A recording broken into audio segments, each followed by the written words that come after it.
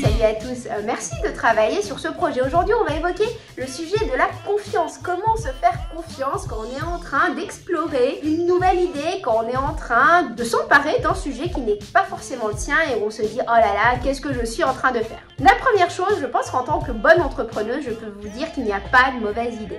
C'est quelque chose qui est très courant et qui est très su du milieu entrepreneurial. Il faut souvent qu'on parte de très mauvaises idées pour arriver à une très bonne idée. Donc n'ayons pas peur d'explorer des idées qui sont un peu hors moule, hors cadre. C'est pas parce qu'on ne va pas la retenir qu'elle est pas bonne. Attention, une idée elle arrive toujours au bon moment, dans un bon contexte. On va pas forcément retenir une idée, mais c'est pas parce qu'elle est pas bonne, c'est tout simplement parce que son temps peut-être n'est pas venu. Donc ça c'est la première chose. La deuxième chose, oser l'imperfection.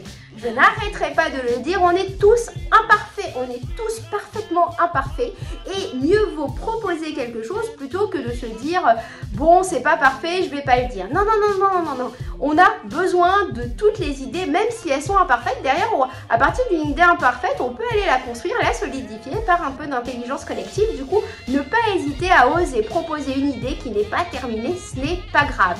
La troisième chose, c'est tout simplement d'oser faire différemment. C'est très difficile dans notre société d'oser faire différemment, d'oser accepter sa différence d'un point de vue global, quelle que soit la différence. Osez venir avec votre singularité. Ne vous dites pas que vous n'êtes pas un expert du sujet. Nous, si on fait aujourd'hui appel à des étudiants, c'est parce qu'on vous croit plus fort que nous. Il faut quand même pas l'oublier. On vous croit plein d'idées, on croit dans votre capacité collective à aller nous aider. Donc le vrai enjeu, c'est d'aller valoriser votre singularité. Chacun a des différences, chacun vient de domaines complètement différents. Vous êtes plus ou moins au fait d'un sujet où vous vous dites que vous y connaissez rien.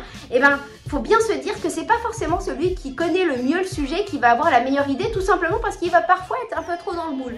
Donc le fait de se dire que moi j'y connais rien, je viens d'un horizon complètement différent à celui qu'on va traiter pendant le projet, et ça a énormément de valeur. Et le quatrième point, ne pas oublier qu'on est dans un système éducatif souvent où enfant, dans les petites classes, on a valorisé seulement l'intelligence mathématique, mais il y a tout un tas d'autres intelligences, l'intelligence sociale, l'intelligence spatiale, etc.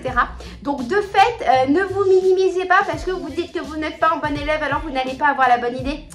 Les meilleurs entrepreneurs n'étaient pas du tout les meilleurs élèves à l'école, ça faut pas l'oublier. Donc valorisez votre différence et en plus ayez confiance en vos talents. Nous on a besoin d'absolument tous vos talents. On compte sur vous.